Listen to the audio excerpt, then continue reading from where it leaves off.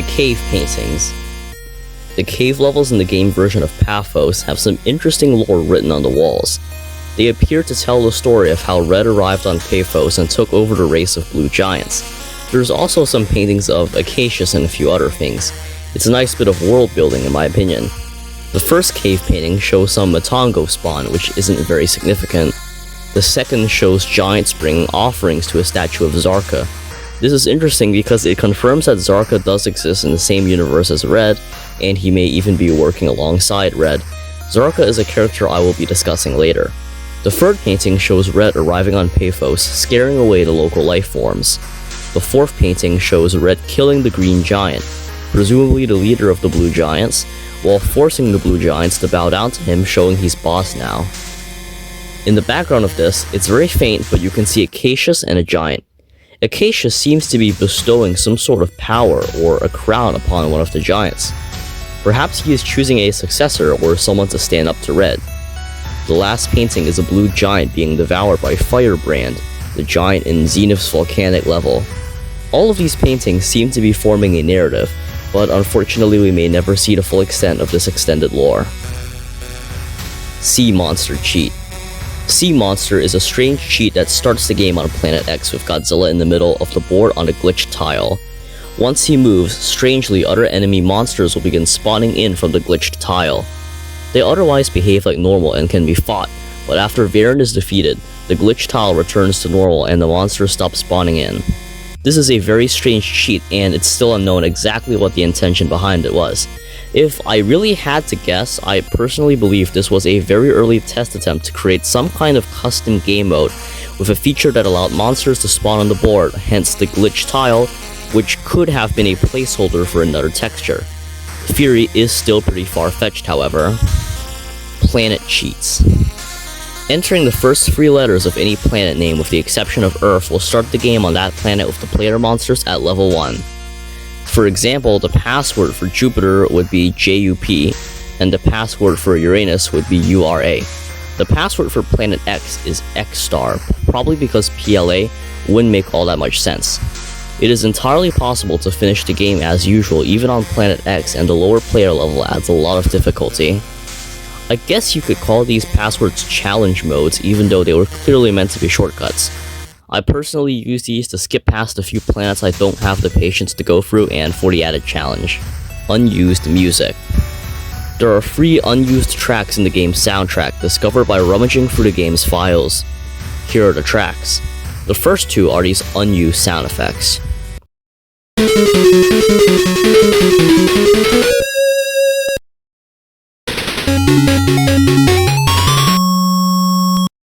They sound like tracks that would play after beating a level or a boss. The third track is this strange repeating loop of very high-pitched sounds.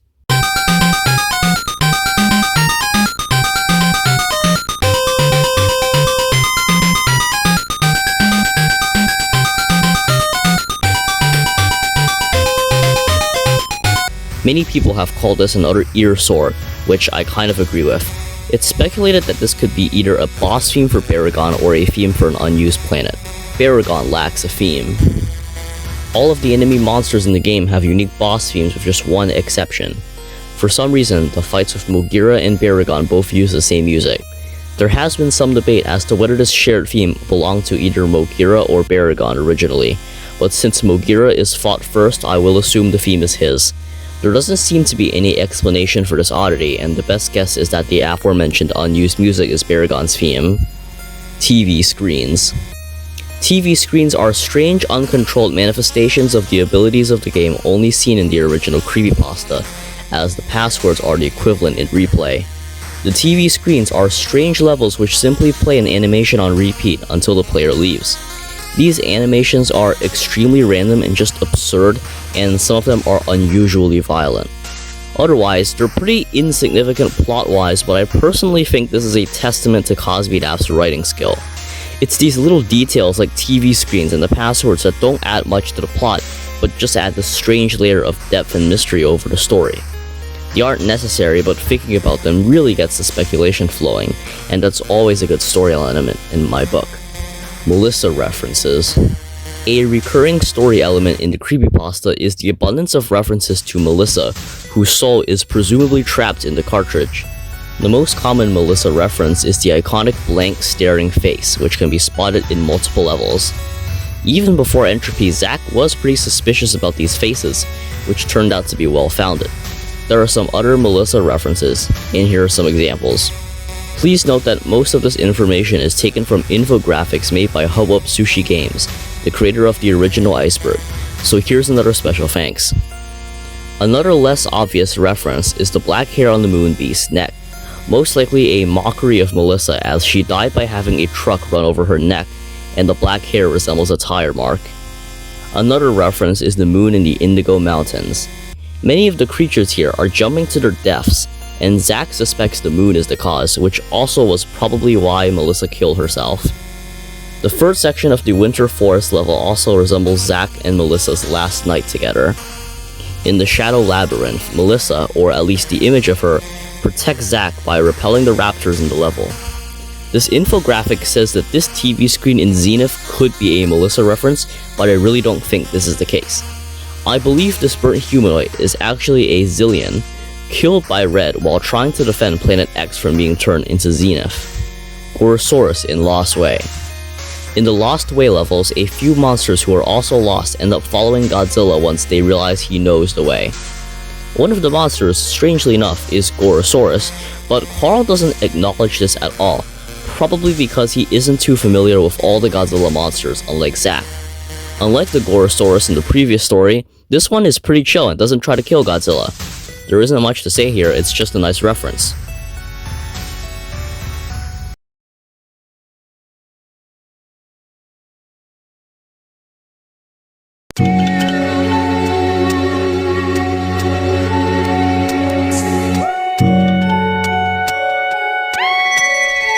Fan-made NES Godzilla stories. Because imitation is the sincerest form of flattery, it's no wonder that, like other good stories, NES Godzilla has inspired myriad fan-made stories, all of their own takes on the haunted cartridge. The most impressive ones in my opinion though, are the ones with custom pixel art. Here are some examples. The first fan-made story is NES Godzilla Prototype, which is actually a very unique spin on the concept. Instead of the usual formula of Godzilla and friends travel through several haunted worlds and fight the evil demon at the end, it features a prototype version of the original game with a ghost Godzilla. However, the only place you can find this pasta is this archived YouTube video.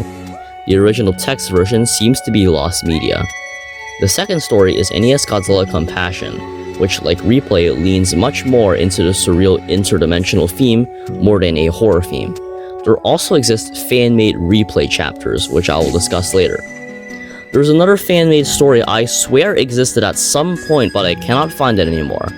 It was a story about Godzilla in some sort of jungle world fighting Biollante and befriending some local inhabitants before some kind of alien invasion. I forgot what it was actually called, as it was a very long time ago. If you know anything about the story, please let me know.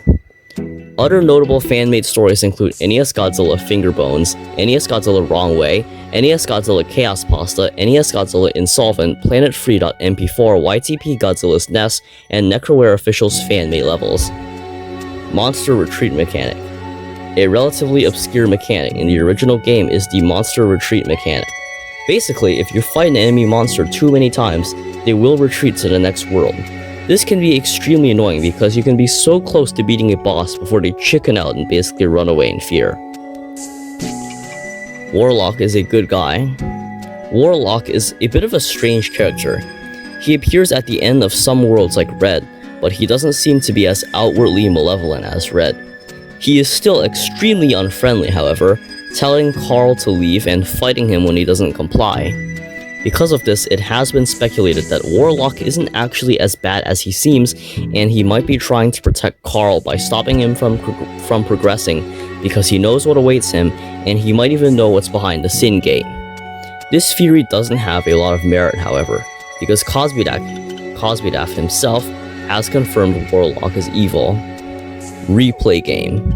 There's a fan game of Replay on Game Jolt, but it is extremely incomplete, only containing Earth and a few password games. The creator is currently developing Jellit, but just like the NGC game, the development time has been frustratingly slow to say the least. The totem poles are variants of face. The Exodus totem pole level is a very strange level, and definitely not because the poles have carved faces all over them that greatly resemble the various expressions of face. Speaking of which, what even is face?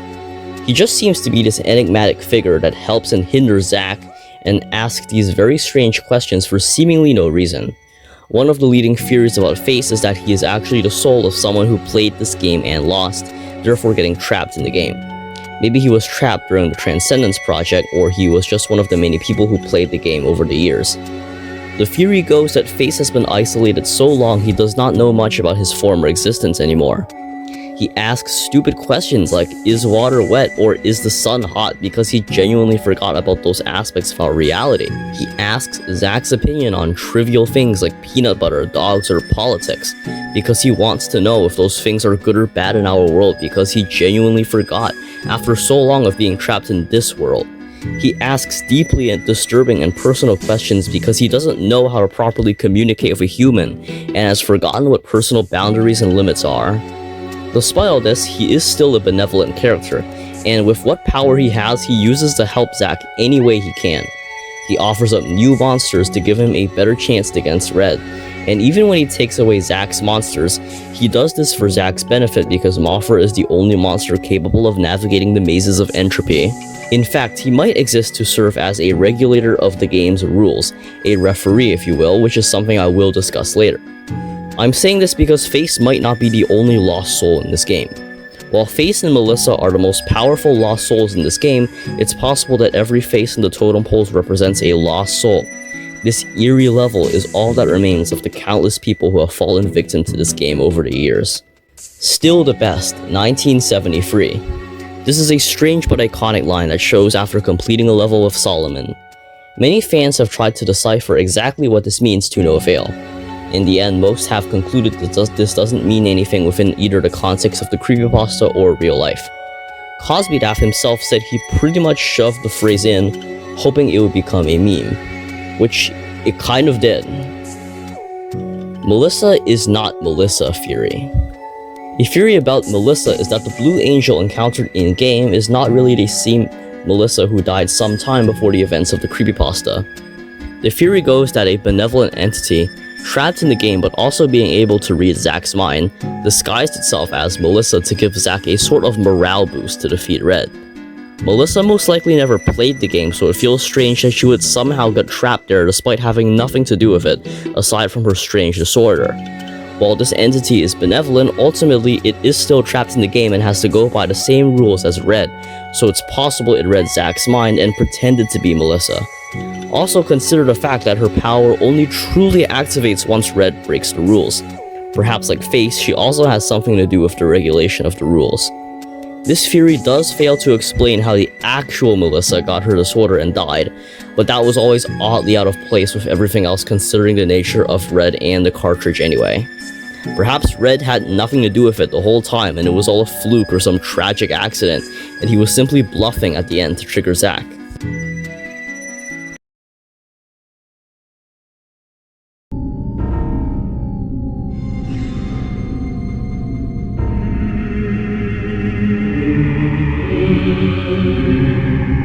Red is behind the gate. Red is not behind the gate. This is all but confirmed by the Transcendence project. There's a lot of speculation over what Red actually is, but there's a clear consensus within the community that Red is not in replay. This is because Red is meant for Zack and Zack alone. Because his behavior is dependent on Zack's own mind, he would not be able to appear for anyone else. Tankzilla and Mothplane. Tankzilla and Mothplane are joke monsters in the NGC game. They are giant war machines designed in the monster's image to fight through the ring fields and are piloted manually. As these are joke characters, not much is known about the origin of these strange mechanical kaiju, but as Nessie Retro once said, adding anything to a game, even as a joke, technically makes it canon within the game's world. These are perhaps the most interesting characters in the game because of the mystery surrounding them. Who made these strange machines? Who are their pilots? How on earth did they get to Red's cursed domain in the first place? We're used to reading the NGC as an immersive fourth-wall breaking experience, being told from the perspective of someone outside the game. It would be quite interesting to see the story told from the perspective of someone inside the game, who doesn't know they're in a game. I've always wondered what it would be like to be the pilot of one of these machines. If there's one thing the NGC does right, it does a great job of making the player feel utterly powerless and small. In the final world, Zenith, the monsters are shrunk to half their size, making even normal enemies larger than the player. What's even scarier is that this is not your everyday video game character. Need I remind you, this is Godzilla himself, the king of the monsters, the very same angry reptile who can trample whole cities, and can take on almost anything the universe can throw at him. And here he is, utterly useless against the behemoth that is Red's final form. If we assume Godzilla is 100 meters tall, which he usually is in most of his film appearances, then this monstrosity would be at least 600 meters tall. And that's if he doesn't stand straight up, as he literally needs to bend down to fit on the screen. Even if we assume a more conservative estimate of Godzilla being 50 meters tall, Red would still give Godzilla Earth a run for his money. If even Godzilla himself is the size of a small animal in Red's eyes, I couldn't even begin to imagine how facing him as a human, even a human secure in their futuristic monster machine, would feel like. More than likely, the sheer despair and hopelessness would disable all but the most mentally hardened personnel. What's even more horrifying is the bad ending animation in the NGC game, the one that takes place if Tankzilla or Mothplane gets caught by Red in the chase level. The machine is simply devoured, and the human pilot, little more than a few pixels at the scale, ejects at the last minute. What's next for that human? The machine is gone, and even if Red ignores him or fails to notice something that small, they're now stuck in this infinite hellscape with nothing else to do but roast alive. Anguirus and Rodan in the game files. The single most significant find in the unused files of the game is the presence of two entirely unused player-controlled monsters, Anguirus and Rodan. Most of the information about these two monsters was provided by a Japanese Famicom cheat site, and Godzilla data miner Dylan Rocket later posted actual gameplay footage to his YouTube channel. Here is everything we know about this discovery so far. Anguirus and Rodan are unused playable monsters in the Japanese version of Godzilla Monster of Monsters. To play as Anguirus, you'll have to use an NES emulator. Using the emulator's sheet menu, freeze address 127 at value free. If done correctly, this should replace Godzilla with Anguirus. Anguirus looks quite similar to Godzilla on the board, but has no moving sprites, so his sprites are switched with Godzilla's when he moves.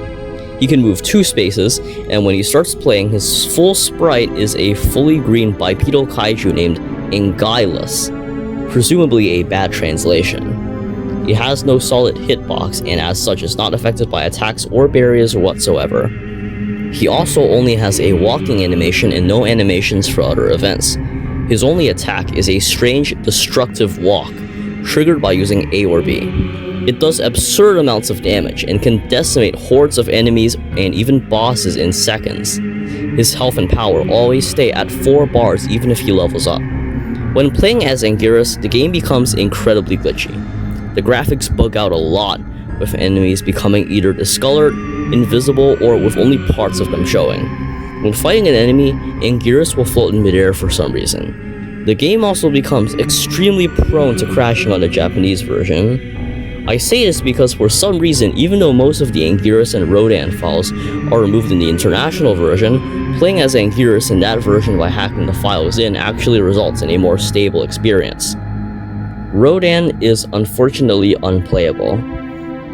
He does have a complete sprite sheet for gameplay, but playing as him will automatically skip the level, and fighting an enemy monster with him will cause the game to brick. If you're wondering, attempting to assign the hexadecimal value of an enemy monster to the playable monster address will immediately cause the game to crash, as playing as an enemy monster was never intended. It's a shame these monsters were never developed further, but if I had to guess, I think they were removed due to time constraints, and probably because moving 4 monsters at once would make the game drag on far longer than necessary. The rules.